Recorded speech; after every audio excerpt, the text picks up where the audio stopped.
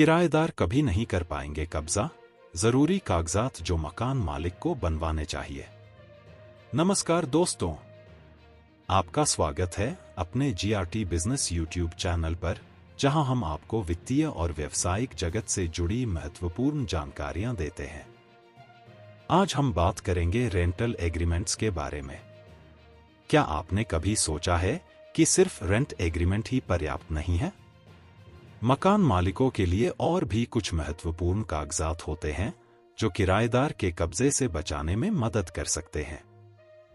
तो चलिए जानते हैं इस महत्वपूर्ण विषय के बारे में विस्तार से।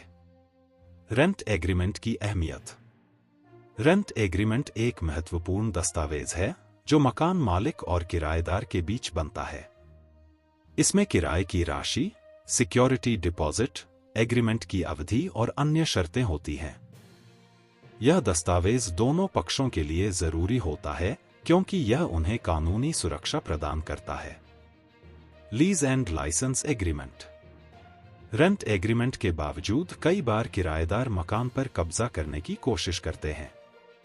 ऐसे में लीज एंड लाइसेंस एग्रीमेंट का महत्व बढ़ जाता है। यह दस्तावेज मकान मालिक और किराएदार के बीच का एक कॉन्ट्रैक्ट होता है जिसमें मकान मालिक को लाइसेंसर और किराएदार को लाइसेंसी कहा जाता है। लीज एंड लाइसेंस एग्रीमेंट में मकान मालिक के पास प्रॉपर्टी में प्रवेश करने और इसका उपयोग करने का अधिकार होता है, जिसे किराएदार विरोध नहीं कर सकता। लीज एंड लाइसेंस एग्रीमेंट की अवधि। लीज एग्रीमेंट का उपयोग 12 या इससे अधिक महीनों के लिए किया जाता है, जबकि लीज एंड लाइसेंस एग्रीमेंट को 10 से 15 दिन से लेकर 10 साल तक की अवधि के लिए बनवाया जा सकता है। इस एग्रीमेंट का मुख्य उद्देश्य मकान मालिक को कानूनी सुरक्षा प्रदान करना और किराएदार के कब्जे से बचाना है। Indian registration act. Indian registration act 1908 की धारा 17(d) के तहत रेंट एग्रीमेंट का रजिस्ट्रेशन जरूरी होता है। यह एग्रीमेंट कम से कम 1 साल के लिए बनवाना होता है।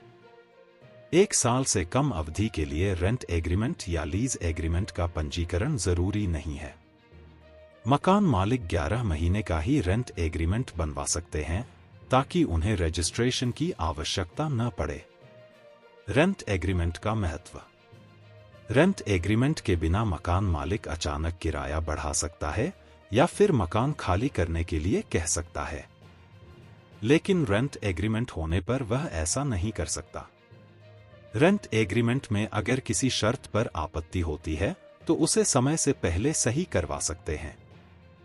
निष्कर्ष। तो दोस्तों, यह थे कुछ महत्वपूर्ण जानकारी जो मकान मालिक और किराएदार दोनों के लिए फायदेमंद हो सकती है। रेंट एग्रीमेंट और लीज एंड लाइसेंस एग्रीमेंट के माध्यम से मकान मालिक अपनी प्रॉपर्टी की सुरक्षा सुनिश्चित कर सकते हैं और किराएदार भी कानूनी रूप से सुरक्षित रह सकते हैं।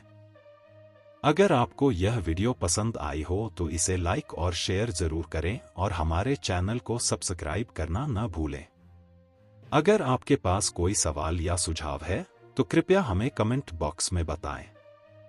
हम आपके सवालों का जवाब देने की पूरी कोशिश करेंगे। मिलते हैं अगले वीडियो में, तब तक के लिए सुरक्षित रहें और जागरूक रहें।